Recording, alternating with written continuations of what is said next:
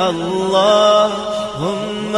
صل علی۔ ابو ذر ایک جوڑا پہنے ہوئے تھے اور ان کا غلام بھی جوڑا پہنے ہوئے تھا۔ میں نے اس کا سبب دریافت کیا تو کہنے لگے کہ میں نے ایک شخص یعنی غلام کو برا بھلا کہا تھا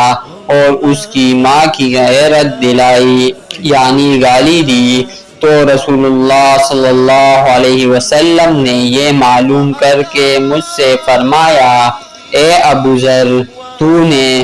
اسے ماں کے نام سے غیرت دلائی ہے، بے شک تجھ میں ابھی کچھ زمانہ جاہلیت کا اثر باقی ہے۔ یاد رکھو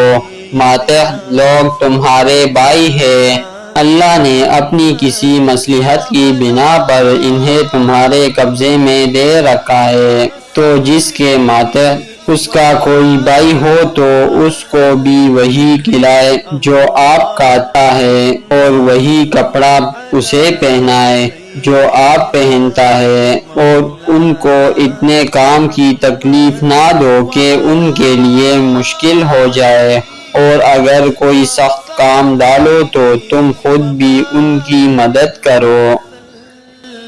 صحیح بخاری حدیث نمبر 31۔ صل علی سیدنا و مولانا